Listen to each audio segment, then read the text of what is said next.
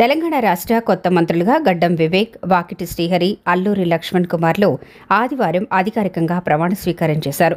రాష్ట్ర గవర్నర్ జిష్ణుదేవ్ వర్మ వారికి రాజ్భవన్లో ప్రమాణం చేయించారు.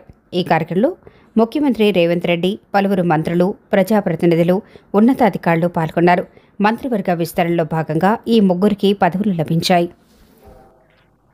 Gaddam Vivek Venkateswamy do swear in the name of God that I will not directly or indirectly communicate or reveal to any person or persons any matter which shall be brought under my consideration or shall become known to me as Minister for the state of Telangana, except as may be required for the due discharge of my duties as such minister.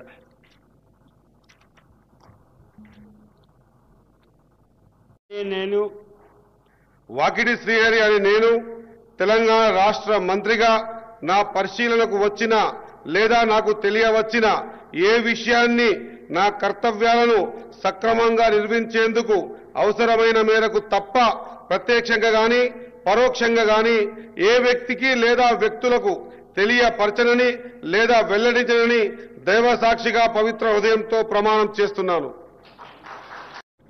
అనే నేను అడ్లూరి లక్ష్మణ్ కుమార్ అనే నేను శాసనం ద్వారా నిర్మితమైన భారత రాజ్యాంగం పట్ల నిజమైన విశ్వాసం, విధేయత చూపుతానని, భారతదేశ సార్వభౌమాధికారాన్ని, సమగ్రతను కాపాడుతానని, తెలంగాణ రాష్ట్ర మంత్రిగా నా కర్తవ్యాన్ని శ్రద్ధతో అంతఃకృత శుద్ధితో నిర్వర్తిస్తానని, భయం కానీ పక్షపాతం కానీ రాగద్వేషాలు కానీ లేకుండా రాజ్యాంగాన్ని, శాసనాలను అనుసరించి ప్రజలందరికీ న్యాయం చేకూరుస్తానని దైవ సాక్షిగా ప్రమాణం చేస్తున్నాను.